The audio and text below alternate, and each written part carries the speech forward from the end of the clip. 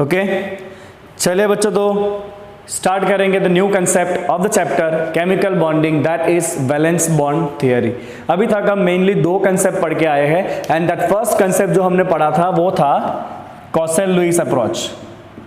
The first was Kossel Lewis approach जो हमने पढ़ा सबसे पहले, और उसके बाद हमने कल के क्लास में किया था VSEPR principle, valence shell electron pair repulsion, right. चलिए, कॉसेल-लुईस अप्रोच के अंदर आप मॉलिक्यूल का स्ट्रक्चर तो ड्रॉ कर सकते हो, but you can not be sure about the shape of the molecule, as well as you can not decide why the bonding is taking place. Bonding क्यों हो रहा है वो आप नहीं बता पाओगे in the principle of Kossel Lewis, right. तो कॉसेल-लुईस का सक्सेस आप कह सकते हो कि structure of molecule, yes you can do, okay, you can decide the structure of the molecule, but shape of molecule you will be failed. Okay, how the bonding will take place, you will again fail. Okay, then the second concept was introduced, that concept was VSEPR principle, and in VSEPR principle we got to know about the shape of the molecule, right, on the basis of number of lone pair and bonding pair, right। तो total जो valence shell में electron pair है उसके बीच में repulsion के concept को ध्यान में रख के हमने ये सीखा कि मॉलिक्यूल का शेप क्या होता है in the VSEPR principle. But अभी भी एक क्वेश्चन तो क्लियर है ही नहीं कि why the bonding take place, bonding होगा किस तरह से, राइट। बॉन्डिंग के पीछे का रीजन क्या है, how this two atoms are combining, that things we have not discuss in this VSEPR principle. तो VSEPR में हमने शेप के बारे में तो डिस्कशन कर लिया था, shape was obtain, but again the reason for bonding it is not clear. Okay, VSEPR will not explain bonding is taking place. तो अभी नेक्स्ट दो कंसेप्ट आ रहे हैं बच्चों, उसमें पहला कंसेप्ट जो है that is VBT, that is valence bond theory, जो अभी हम करेंगे, वैलेंस बॉन्ड थियरी। ओके, और उसके बाद जो चौथा थियरी आएगा that is MOT, that is molecular orbital theory. So this are the main two theories that we are going to do. एक है बच्चों आपका वैलेंस बॉन्ड थियरी और दूसरा है आपका MOT, that is molecular orbital theory. Both this theories are mainly based on the quantum mechanical model. दोनों theory किसके ऊपर बेस्ड है बच्चों, they are based on quantum mechanical model of an atom. Okay, चलिए बच्चों, जैसे ही ये क्वांटम मैकेनिकल मॉडल आपके ध्यान में आए तो आपको सीधा समझ में आना चाहिए कि quantum mechanical model, we have learned about the atomic orbitals, we have learned about the electronic configuration, right. तो यहाँ पे बच्चों आपको इन दोनों कंसेप्ट को समझने के लिए कुछ इंपॉर्टेंट चीजें पता होनी चाहिए based on the quantum mechanical model, that is about the atomic orbitals, ये आपको नॉलेज होना चाहिए, right। Then you should aware about the electronic configuration, okay। Then criteria of overlapping, criteria of overlapping of orbital, criteria of overlapping of orbital, right। Then hybridization of orbital,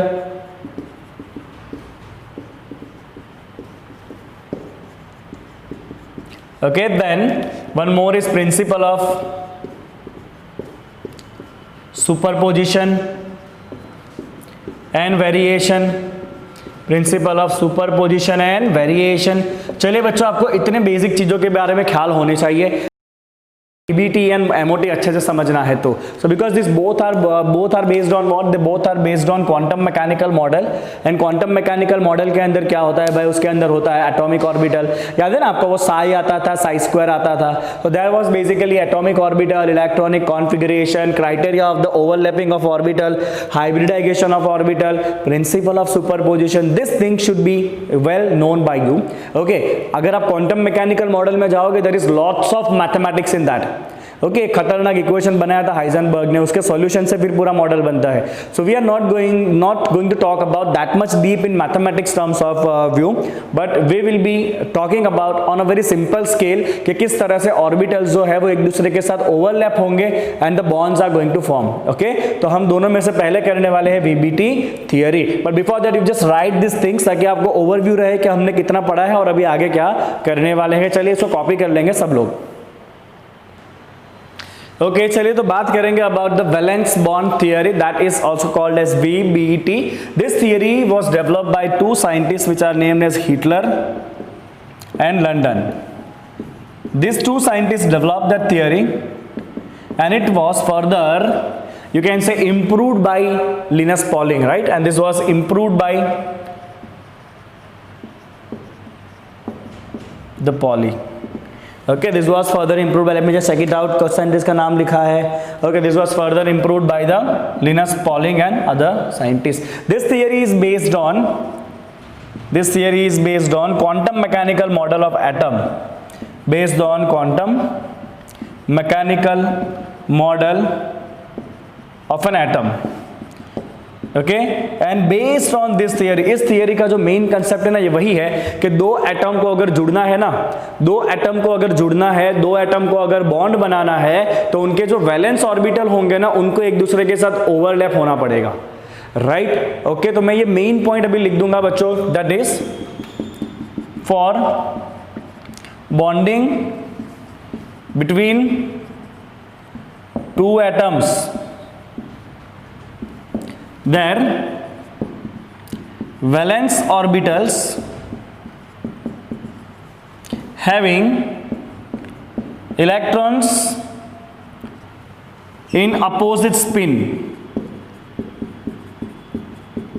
must overlap with each other. ये उसका main point है बच्चों. अभी बाकी जो भी काम करेंगे ना, सब कुछ ओवरलैपिंग के ऊपर ही है. They should overlap with each other. Right, तो सब कुछ हमें इसी के ऊपर करना है बच्चों के. ऑर्बिटल को क्या करना है? ऑर्बिटल को ओवरलैप होना है अगर बॉन्डिंग बनना है तो. और हम सबसे पहले शुरुआत करेंगे with the case of hydrogen, कि किस तरह से हाइड्रोजन के अंदर दो एटम जुड़ के H2 मॉलिक्यूल बनाते हैं, right? So let's try to understand bonding in H2 on the basis of valence bond theory, right? तो बहुत सिंपल सी बात है बच्चों. If you talk about the hydrogen, so hydrogen only contain one proton, that is a nucleus, and there is only one electron in the hydrogen atom, right? Okay, so we can write here hydrogen atom has one proton in its nucleus and one electron in first orbit. Now understand what is going to happen here. Okay, let's consider there are two hydrogen atoms and which are quite separated from each other. जब दो hydrogen atom एक दूसरे से दूर दूर है तो दोनों के बीच में अंदर अंदर कोई इंटरेक्शन होने वाला नहीं है. Okay, so when two hydrogen atoms are far from each other, they are far from each other, there is no interaction between them, there is no interaction between them. but जैसे ही दोनों एक दूसरे के पास आएंगे ना, there will be some interaction forces. चलिए वही हमें सीखना है. but as they approaches towards each other, some new interaction forces will start acting. ओके, चलिए कौन कौन सा इंटरेक्शन फोर्सेस है बच्चों? तो there is basically attractive forces and repulsive forces. चलिए, तो कौन कौन सा इंटरेक्शन फोर्सेस है? तो उसमें पहला इंटरेक्टिव जो है वो है अट्रैक्शन, अट्रैक्टिव इंटरेक्शन. ओके, चलिए कौन सा अट्रैक्टिव इंटरेक्शन, ध्यान से समझिएगा बच्चों. सपोज ये आपका है nucleus of first hydrogen atom और ये उसका इलेक्ट्रॉन है, and obviously they both are going to attract each other, right? They both are going to attract each other because एक न्यूक्लियस अपने इलेक्ट्रॉन के साथ तो जुड़ा ही होगा, right? By some attraction force. Similarly मान लीजिए यहाँ पे ये दूसरा हाइड्रोजन एटम है और ये उसका इलेक्ट्रॉन है, they are also having attraction, right? N indicate nucleus and E indicate electron. This is the first hydrogen atom, this is the second hydrogen atom, right? तो पहला इंटरेक्शन फोर्स जो है बच्चों अट्रैक्टिव में, that is going to be between nucleus and electron of same atom, between nucleus and electron of same atom, that is NaEA के बीच में attraction force होगा and NBEB के बीच में अट्रैक्शन फोर्स होगा. बट जैसे ही दोनों एक दूसरे के पास आएंगे ना, what will happen? As they will come close to each other, there will be new attraction forces. This nucleus will start attracting this electron. This is the new force which is forming, as well as this nucleus of B will start attracting electron of A. जैसे ही पास पास में आएंगे तो जो दूसरे atom का जो electron है उसको भी पहला जो न्यूक्लियस है वो अट्रैक्शन फोर्स लगाने वाला है as they are coming close to each other. That's a quite simple thing, right. चलिए तो यहां पे हम लिखेंगे बच्चों दूसरा कौन सा आएगा, this is going to be between nucleus and electron of different atom,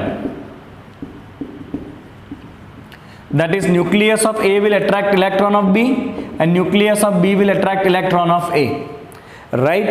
Okay, but जैसे ही दोनों पास पास में है there will be repulsive forces also। चलिए repulsive कौन सा लगने वाला है, repulsive forces,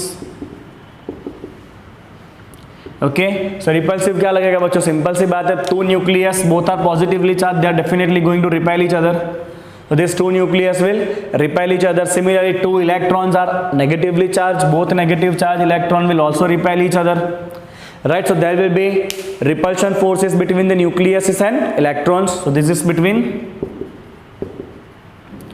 two nucleus and two electrons, that is nucleus of A will repel nucleus of B and electron of A will repel electron of B, right. तो जैसे ही दो हाइड्रोजन एटम पास में आएंगे इस तरह के कुछ इंटरेक्शन होंगे। Now it is found that when this atom come closer attractive forces are more than repulsive forces. जैसे ही दो एटम पास में आए हैं ना तो रिपल्सिव के कंपेयर में अट्रैक्शन फोर्सेस जो है वो ज्यादा है, and because of the more attraction forces this attraction force will hold two hydrogen atom together, right. चलिए इतना लिखिए फटाफट, फिर इसके आगे लिखते हैं थियरी को quickly. Okay, so experimentally it was found that the attractive forces will be more than repulsive forces. The attractive forces were more than repulsive forces, and which is responsible for holding the two hydrogen atoms together, right? Which is responsible for holding two hydrogen atoms together and form molecule. Now what is the bond length? तो यहां पर definition लिखेंगे बच्चों, bond length. Bond length is that equilibrium distance. Bond length वो equilibrium distance है दो atom के बीच का जहां पे अट्रैक्टिव इंटरेक्शन और रिपल्सिव इंटरेक्शन दोनों जो है वो सेम हो जाएगा, and when there is no interaction forces there is going to be minimum potential energy, और पोटेंशियल एनर्जी मिनिमम है इसका मतलब स्टेबिलिटी बढ़ जाएगा, right. So bond length is that equilibrium distance, bond length is that equilibrium distance between atoms at which attractive and repulsive interaction cancel each other, and it result into minimum potential energy and maximum stability। Okay, hydrogen के लिए ये value कितना है बच्चों, for H2 this is 74 picometre. तो दो hydrogen के atom जब 74 पिकोमीटर डिस्टेंस के ऊपर आने वाले हैं ना तो स्टेबिलिटी सबसे ज्यादा हो जाएगी, राइट। चलिए बच्चे इसको जस्टिफाई करने के लिए एक छोटा सा ग्राफ प्लॉट करेंगे हम, right. That will be the graph of inter atomic distance and potential energy.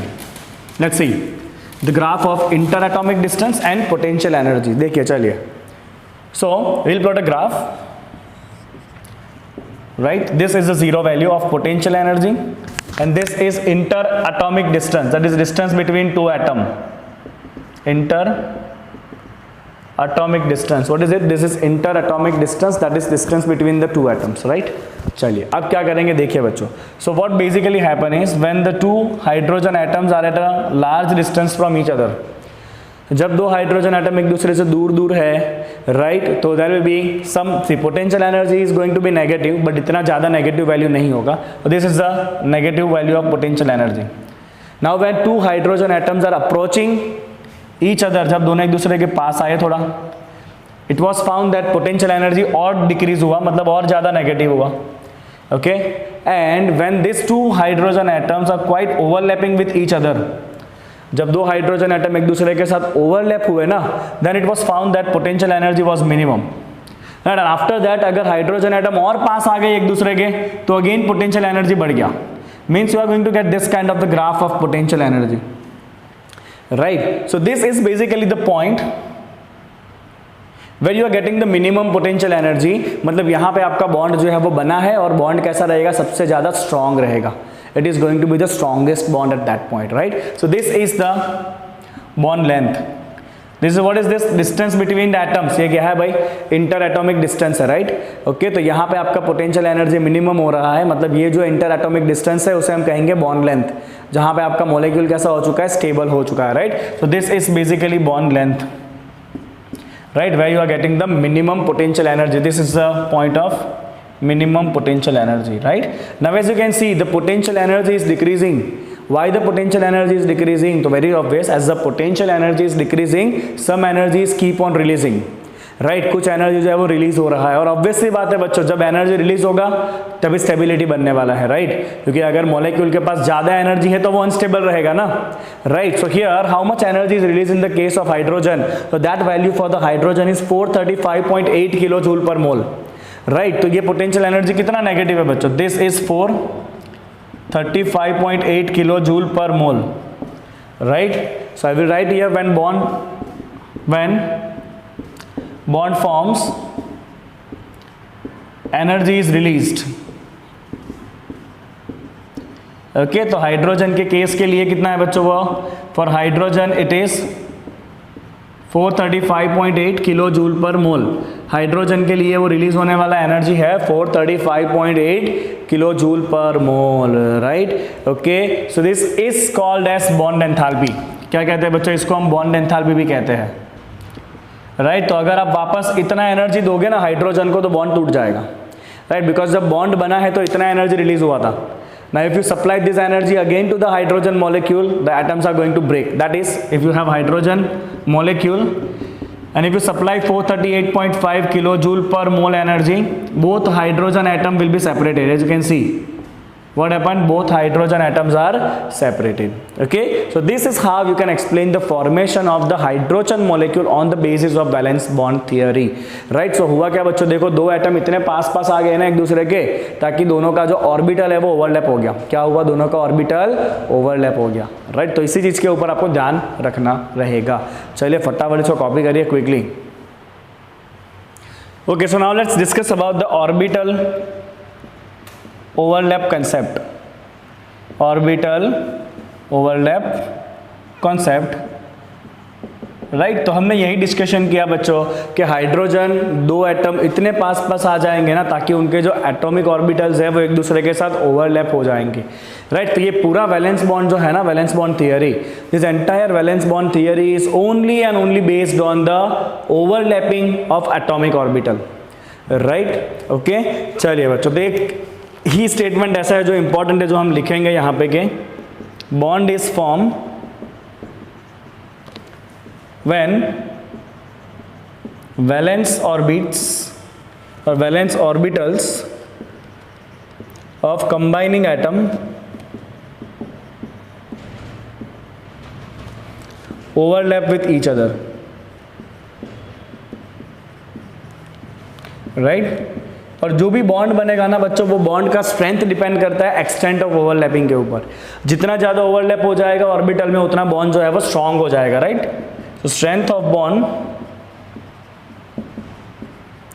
is directly proportional to the extent of overlapping.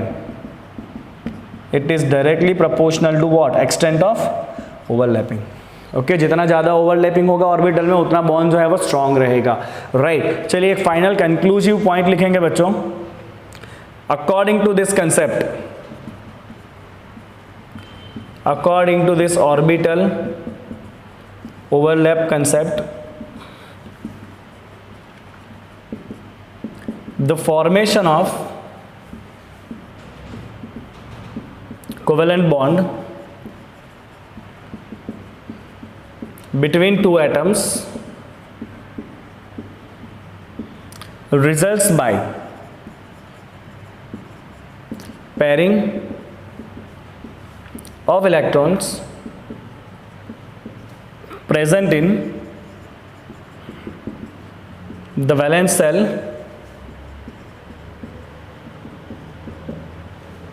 having opposite spin. Right तो अब इसको एक सिंपल से एग्जांपल से समझो बच्चों कि एक ये एटम है, राइट, उसके वैलेंस शेल में कोई इलेक्ट्रॉन है, सपोज ये उसका न्यूक्लियस है, राइट, इसके वैलेंस शेल में कोई इलेक्ट्रॉन है जिसका स्पिन सपोज मान लेते हैं +½ है, कितना इसका स्पिन +½ है, राइट। ये दूसरा एक एटम का न्यूक्लियस है जिसके वैलेंस शेल में कोई इलेक्ट्रॉन है और उसका स्पिन जो है ना वो -½ है, राइट। एक का स्पिन +½ है, एक का स्पिन -½ है। जो भी एटम कंबाइन होने वाले हैं उसके इलेक्ट्रॉन के बीच में पेयरिंग हो जाएगा। जो दो एटम कंबाइन होंगे उनके जो इलेक्ट्रॉन है उसके बीच में पेयरिंग होगा, but that electron must have opposite spin, right. अगर एक एटम का इलेक्ट्रॉन का स्पिन +½ है तो दूसरे का स्पिन क्या होगा, -½ होगा, and this both will overlap, और ये दोनों क्या करेंगे, एक दूसरे के साथ पेयरिंग कर लेंगे, right. So this two electrons what they will do, they will pair to form bond, they are going to pair to form the bond, right. तो ये जो दोनों है वो एक दूसरे के साथ पेयर बना लेंगे and then the atomic bond is going to form, ठीक है। चलिए बच्चों आगे बढ़ते हैं। Now the next concept is the directional property of the bond, directional property of the bond. Okay, अब एक इंपॉर्टेंट टॉपिक पे हम जाएंगे धीरे धीरे आगे, directional property of bond.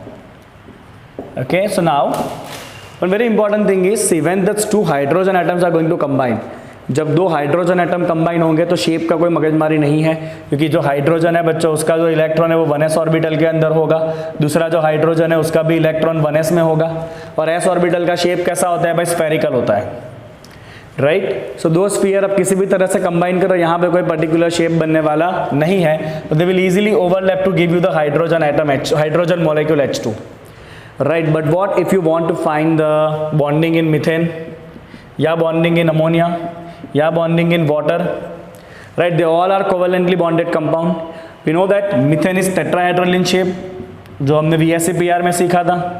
Ammonia is trigonal pyramid, ये भी हमने VSEPR में सीखा था। एंड वाटर का शेप होता है bent at some angle, right, it's about the angle of 104 degree, right. तो किस तरह से आप ये सारे शेप जो है वो ऑर्बिटल ओवरलैपिंग की तरह, ओवरलैपिंग का यूज करके समझा सकते हो। तो this particular valence bond theory and overlapping concept is successful to explain this kind of the shape of the molecule, right. ये किस तरह से अलग अलग डायरेक्शन के अंदर बॉन्डिंग बनेगा, राइट, किस तरह से अलग अलग मॉलिक्यूल का ज्योमेट्री मिलेगा, this thing can also be explain by the valence bond theory. और वो जो हम काम करने वाला that is called as hybridisation, that is called as what, hybridisation, right. So this kind of geometry of molecules can be explained by this kind of a geometry of the molecule can be explained by this valence bond theory and hybridization। तो अभी आगे हम बच्चों काम करेंगे on the hybridisation, इसके ऊपर हम अभी आगे काम करने वाले हैं कि हाइब्रिडाइजेशन क्या होता है, okay. And once this hybridisation is completed you will be very sure about the shapes of each and every type of the molecule जो यहाँ पे आपको दिया हुआ है। चलिए कॉपी करेंगे इसको क्विकली फटाफट। Okay students, now let's talk about the overlapping of the atomic orbitals, right. तो has been knows that valence bond theory पूरे का पूरा बेस्ड है किसके ऊपर, ऑर्बिटल के ओवरलैपिंग के ऊपर, ठीक है। चलिए तो पहले ये सीखते हैं कितने टाइप के ओवरलैपिंग होते हैं। तो बेसिकली ऑर्बिटल्स के बीच में 3 टाइप के ओवरलैपिंग होते हैं। One is called as positive overlapping, other is negative overlapping and the third one is the zero overlapping, okay. So let's talk about the positive overlapping.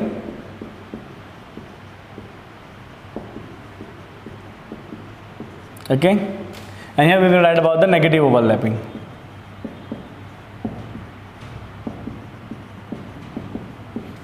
So in the case of the positive overlapping, positive will overlap with positive and negative will overlap with negative, and in the negative overlapping plus will overlap with minus. चलिए समझते हैं बच्चों, बहुत सिंपल सी बात है ये तो। ओके, सबसे पहले पॉजिटिव ओवरलैपिंग में एग्जांपल लेते हैं बच्चों अबाउट द 2 pz ऑर्बिटल। चलिए पी ऑर्बिटल कैसा होता है आपको पता होगा, डंबल होगा। This is the pz orbital जो डंबल के शेप में है। ओके, चलिए एक और pz ऑर्बिटल यहाँ पर है और वो भी डंबल के शेप में है, and they both have overlap with each other. You can see both p orbitals have overlap with each other, both are pz orbitals. Right now how we can call this as a positive overlapping? तो यहाँ पे इस orbital का plus है और इसका भी क्या है, प्लस है, और दोनों का माइनस जो है वो एक दूसरे से दूर दूर है। Right, so as a similar sign overlap with similar sign, that is called as positive overlapping. Now what is this plus minus sign? Plus minus sign charge नहीं है, but plus minus signs are the signs of wave function. याद है ना, wave function Sai था ना, Schrödinger equation में जो साई आता है ना, उस साई के वैल्यू का साइन है प्लस एंड माइनस। राइट, सो मैं यहाँ पे स्पेसिफाई कर लेता हूँ बच्चों, प्लस माइनस जो है are the sign of wave function, plus minus are just the sign of wave function psi. तो इसको बिल्कुल भी चार्ज मत समझना आप, ठीक है। चलिए बच्चों एक और एग्जांपल देखते हैं। ये आपका pz ऑर्बिटल है, let's make it overlap with s orbital, जो शेप में कैसा होता है, स्फेरिकल होता है। चलिए तो s ऑर्बिटल यहाँ पे आके इसके साथ ओवरलैप हो गया। राइट, s ऑर्बिटल क्या होगा, उसके साथ आके ओवरलैप हो गया। राइट, एंड s जो है ना बच्चों वो पूरा पॉजिटिव ही होता है। राइट, s का जो वेव फंक्शन है वो पॉजिटिव ही होने वाला है। ओके, लेट्स कंसीडर यहाँ भी पॉजिटिव है। So as the plus plus are overlapping, this is called as positive overlapping. चलिए एक और देखते हैं बच्चों। Okay, this is your py orbitals, right? मैंने दूर क्यों कर दिया, मैंने ओवरलैप करना है ना। चलिए, now these are the 2 py orbitals जो एक दूसरे के साथ ओवरलैप हो चुके हैं, as you can see it very clearly. Okay, दोनों का प्लस वेव फंक्शन का साइन ऊपर है, दोनों का माइनस का साइन नीचे है, तो ये भी एग्जांपल आएगा आपका पॉजिटिव ओवरलैपिंग का। चलिए नेगेटिव में क्या करेंगे बच्चों, नेगेटिव में इससे उल्टा कर देंगे हम। मतलब क्या है, चलिए नेगेटिव के अंदर ये एक pz ऑर्बिटल, ये दूसरा pz ऑर्बिटल, दोनों ओवरलैप हुआ है, बट इसका यहाँ पे प्लस है तो इसका क्या है, साथ माइनस है, तो plus is overlapping with minus, that is called as negative overlapping. चलिए सिमिलरली यहाँ भी आपका pz ऑर्बिटल है और ये s ऑर्बिटल है, s तो प्लस ही रहेगा, बट ये pz जो है ना उसका यहाँ पे माइनस साइन है, यहाँ पे प्लस साइन है, तो this is also negative overlapping. चलिए सिमिलरली थर्ड एग्जाम्पल, ये एक py ऑर्बिटल, ये दूसरा py ऑर्बिटल। ओके, इसका ऊपर प्लस है, इसका माइनस है, इसका नीचे माइनस है, ये प्लस है, मतलब यहाँ पे भी ऑपोजिट साइन ओवरलैप हो रहे हैं एक दूसरे के साथ। ओके, तो this are the example of positive overlapping, this are the example of negative overlapping, that is also zero overlapping. चलिए जीरो ओवरलैपिंग क्या होता है बच्चों, तो जीरो ओवरलैपिंग आपको दो एग्जांपल बताऊंगा मैं। For the case of zero overlapping, मतलब जहां पे ओवरलैप होना पॉसिबल ही नहीं होगा। Very simple. Okay, consider you have py orbital and you want to make overlapping of s orbital with it, होना ही नहीं है।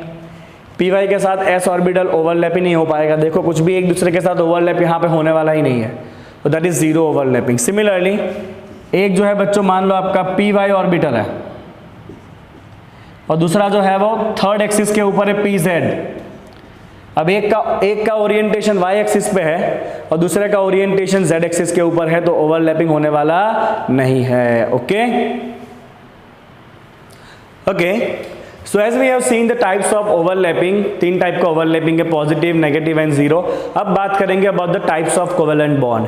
तो मेनली दो टाइप के कोवेलेंट बॉन्ड बनने वाले हैं, एक बनता है बच्चों सिग्मा कोवेलेंट बॉन्ड और दूसरा बनता है पाई कोवेलेंट बॉन्ड। राइट, तो पहले हम बात करेंगे बच्चों about the sigma covalent bond. तो बच्चों एक बात तो क्लियर है कि बॉन्ड बनना है मतलब ऑर्बिटल को ओवरलैप होना है। तो in the sigma covalent bond the orbitals will overlap end to end, the orbitals are going to overlap end to end. कैसे ओवरलैप होगा orbital, end to end overlap will take place between the atomic orbitals. Right, so here there is going to be, there is end to end overlapping of atomic orbital around internuclear axis, around internucleus axis. Right, चलिए बच्चों कितने कितने type के sigma bond बनेंगे, तो बहुत simple से sigma bond के भी टाइप है। First is S S sigma bond, जहां पे दो s ऑर्बिटल एक दूसरे के साथ ओवरलैप होगा। s का शेप क्या होता है, स्फेरिकल, ओके तो स्फीयर का बच्चों को एंड ही नहीं होता है, मतलब स्फीयर का कहीं भी अटैच करो एंड ही कहलाता है वो, right. So that is S S sigma bond. Okay second is S P sigma bond. Okay तो लेट्स टेक एक आपका पी ऑर्बिटल है डंबल शेप में और उसके साथ एस ओवरलैप हुआ, राइट। तो यहां पे भी आपका एंड टू एंड ओवरलैप हुआ, तो इसे भी हम कहेंगे सिग्मा बॉन्ड, बट ये कौन सा सिग्मा बॉन्ड है, एस पी सिग्मा बॉन्ड है, राइट। और इसके अंदर तीसरा आता है बच्चों आपका P P sigma bond. PP sigma bond, so that is one of the p orbital overlap with one more p orbital end to end. You can see both p orbitals are overlapping end to end. You can check out in figure. p orbitals are overlapping end to end. That is called as a sigma bonding, right? अब ये sigma में बच्चों positive overlapping हो सकता है, negative हो सकता है, that is possible, जो आपको MOT में सीखना है। अभी आप इतना सीखोगे अगर atomic orbital end to end overlap होगा, राइट, तो उसे हम क्या कहेंगे, उसे हम कहेंगे सिग्मा बॉन्ड। क्या कहेंगे उसे, सिग्मा बॉन्ड। चलिए दूसरा होता है बच्चों पाई बॉन्ड। ओके चलिए बच्चों पाई बॉन्ड क्या होता है, let me make the symbol of pi clear यार, ऐसा कैसे हो सकता है। चलिए पाई बॉन्ड, हाँ, तो basically pi bond form due to the side by side overlapping of atomic orbital. So here the atomic orbitals are going to overlap side by side like this, so that will be side by side overlap, side by side overlap of atomic orbitals.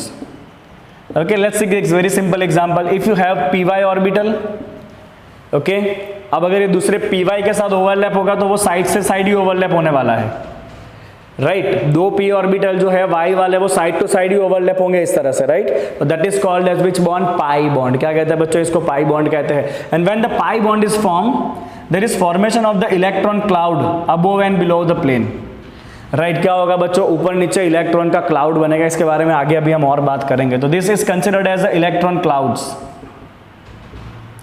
There will be electron clouds when there is formation of this kind of this pi bond. Okay चलिए इसी तरह से Z में भी pi bond बन सकता है, right. तो यहाँ पे आपका हो गया बच्चों एक सिग्मा और एक पाई। अब एक बात आप ध्यान रखना, sigma bond is always stronger than pi bond. Sigma bond is always stronger than pi bond.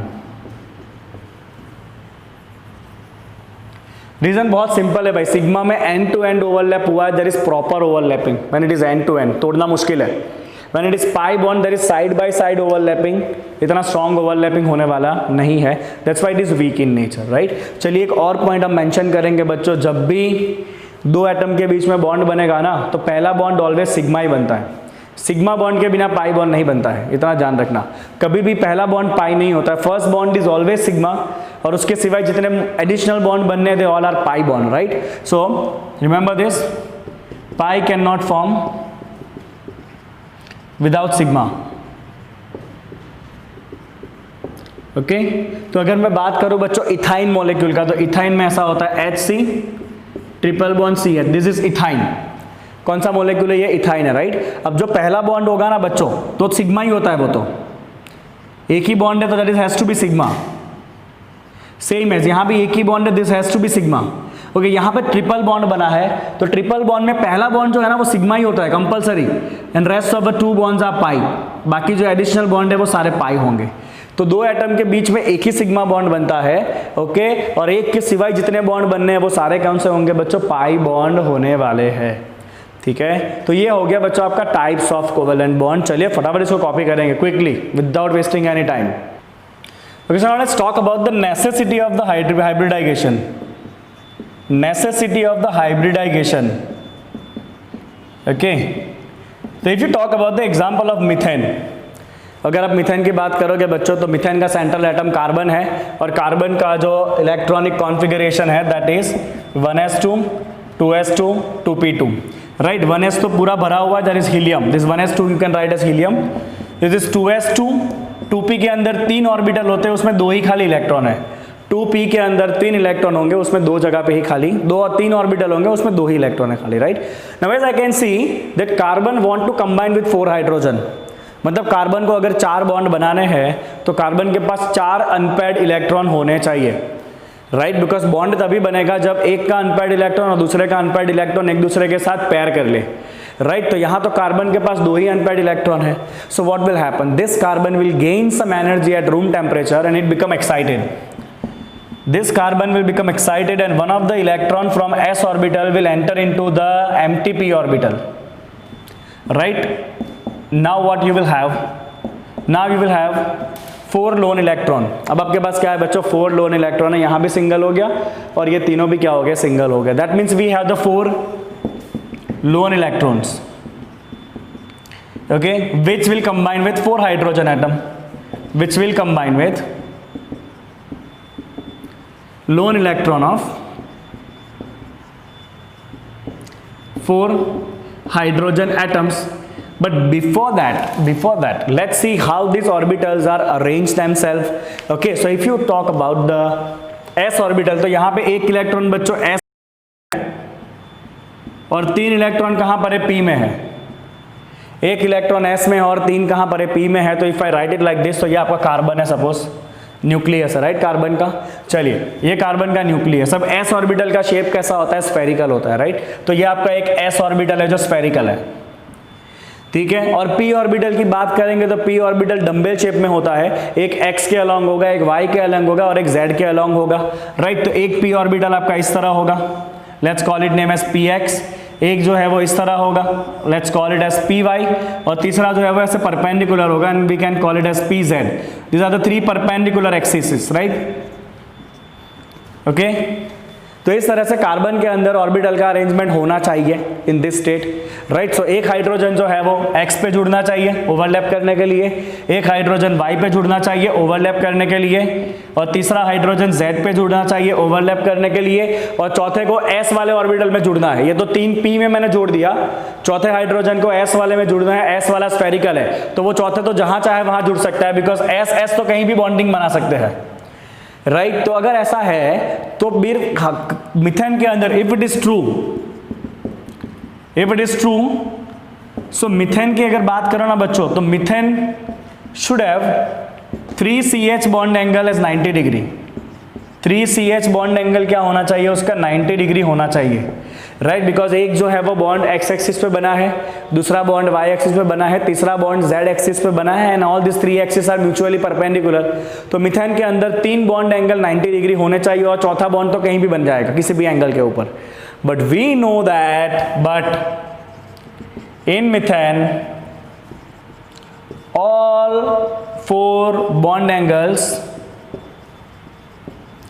as we have learnt are 109.5 degree. That experiment तो ऐसा कहता है कि मीथेन के अंदर सारे बॉन्ड एंगल सेम होंगे और वो कितना है, 109.5 डिग्री है.